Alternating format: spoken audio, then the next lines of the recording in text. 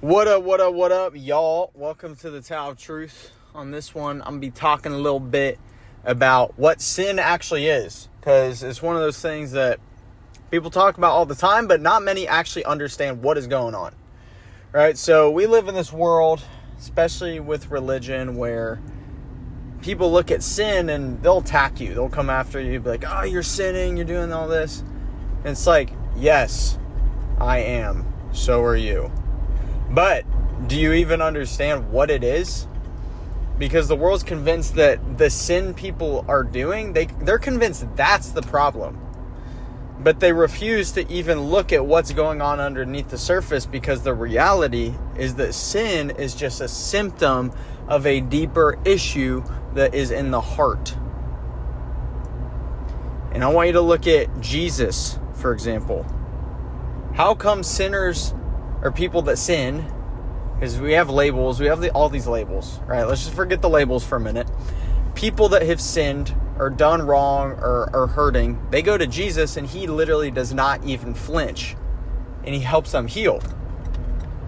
Why is that? Why is it that people that have done bad things or harmed someone or are harming themselves, they can go to him and not flinch, but you go to a human, right, that's not connected to him, and all of a sudden it's freaking World War III?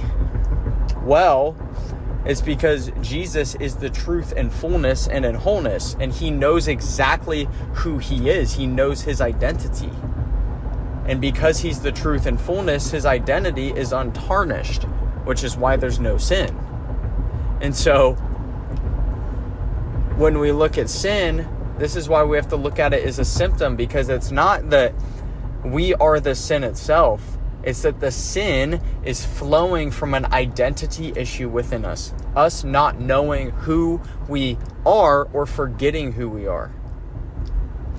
And here's the thing is, you can remember who you are and embody that truth in one area of your life, but you can still be broken in another area. For example, me, what I struggled with is I was really good in the money side of things, and I overcame those blocks and those fears and all the things that weren't in alignment with truth, which allowed me to expand my business and financial things.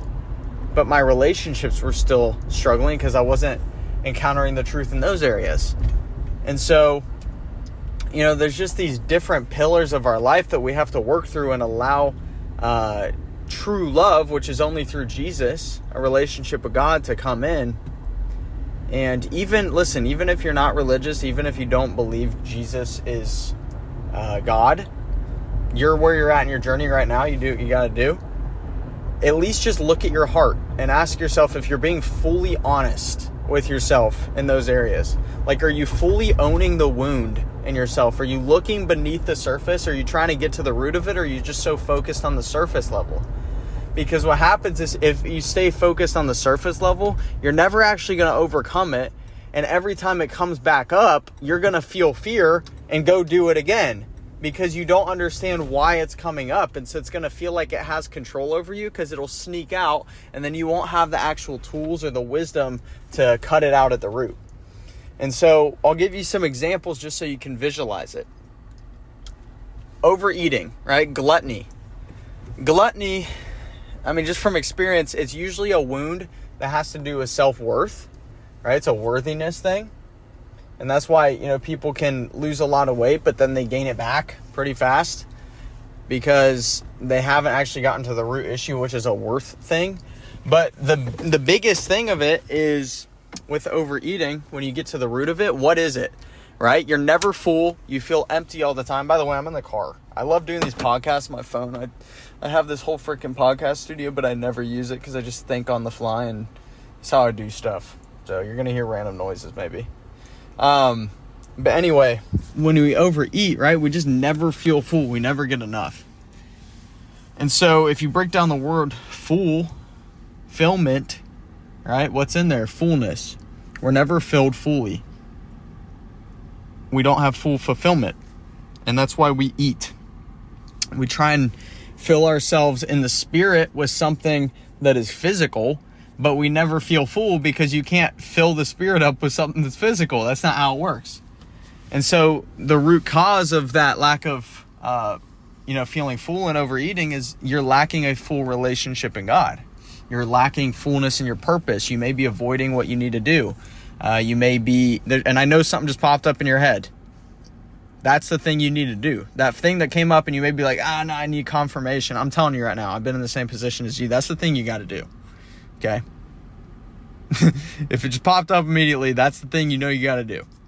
All right, but, avoiding your purpose, avoiding being honest, not having conversations you need to have, all of those things contribute to you overeating, right? And it's just, it has nothing to do with other people sometimes. It's you just facing yourself. And that's the root of it. Is like, look at yourself. What emotions do you not want to feel and come to terms with? What stories are you not willing to let go of inside of yourself? Where are you wanting to stay in a victim mentality instead of one that's a victor?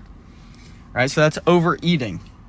Lust, for example, one I've struggled with in my life. You seek these surface level relationships and fulfillment, again, of the flesh, but you never satisfy yourself and you feel that gross shame after.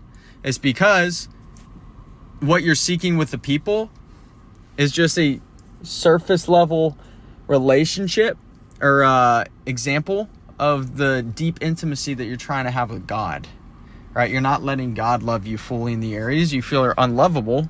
And so you hide those and you end up in a half love or even a quarter love or a no love relationship that's based only on one aspect, which is feeling pleasure, but no actual love, right? Feeling the good stuff, but wanting to hide the bad.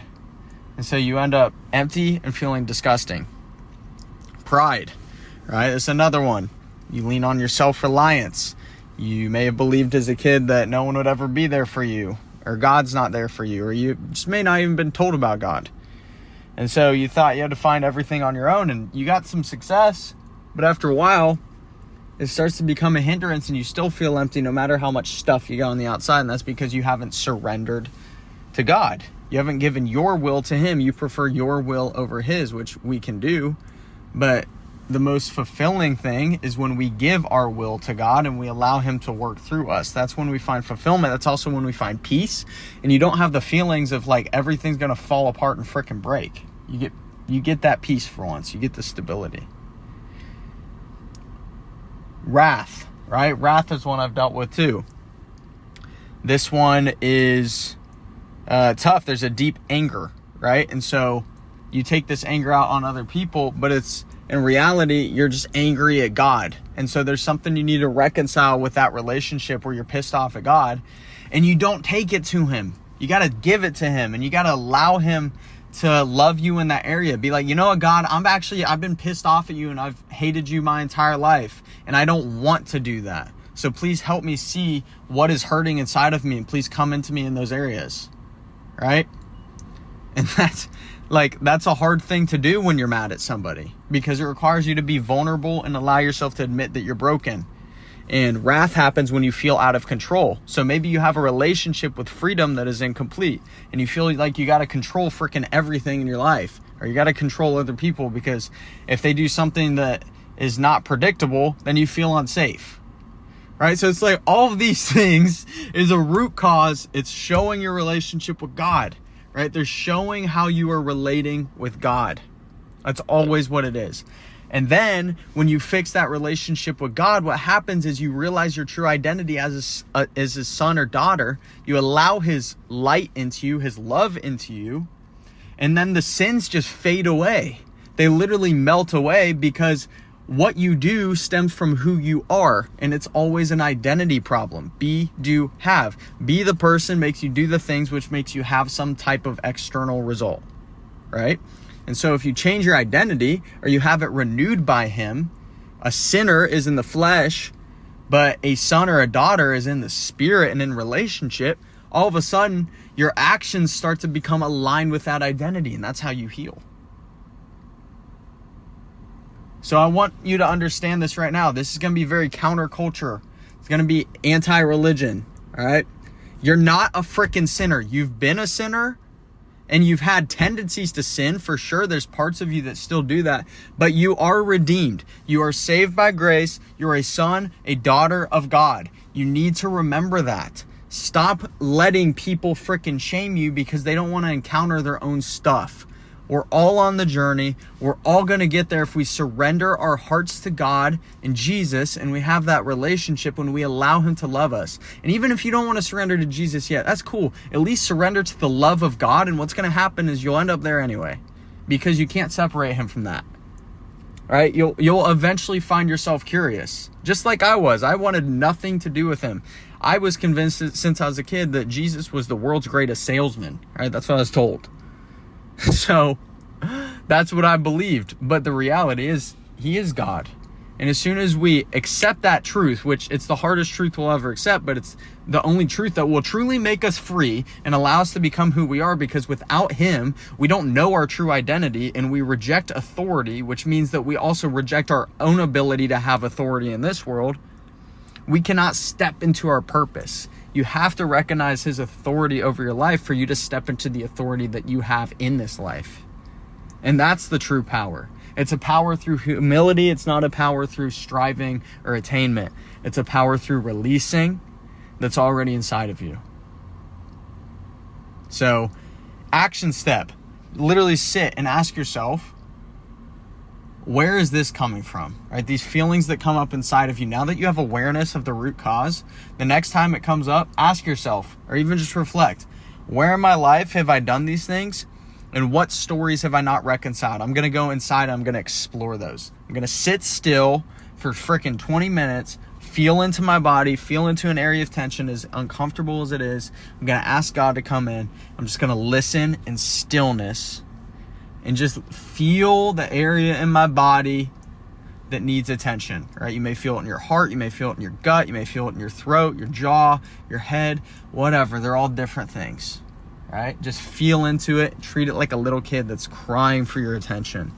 And give it attention. Show yourself the grace. Show yourself the love. And through you doing that, it's going to allow him to come into your life. It's the same reason why God doesn't forgive us unless we forgive others. Like, we still have... He does these things for us, but we're still part of it. Right? You can completely block what he's trying to give you because you're blocking it in your own experience with other people or yourself. So that's your action step. And just do that. Do that this week. Go through and reconcile. Maybe have a conversation you need to have. Do what you got to do. All right? But it starts with you facing yourself. Okay? You can't control all these things outside of you. There's this control thing, it's made up. Right? You can only control whether you choose to look at the truth or not, which ironically is you losing control. And that's you. That's you. Look at your own feelings. Look at why you feel things have to be why things have to be why they are. I don't know if I'm saying it right. I'm just in the flow right now. I don't really care, to be honest with you now. So anyway, that's the episode, guys. And do me a favor.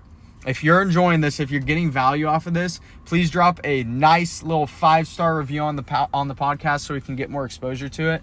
And also DM me on Instagram more subjects and topics that you want. Helps me out, helps me curate it for you guys. And I'm just like a magic 8-ball. You ask me a question, something's going to pop out. So that's all I got from you. Appreciate you tuning in, and I'm about to tune out. Peace.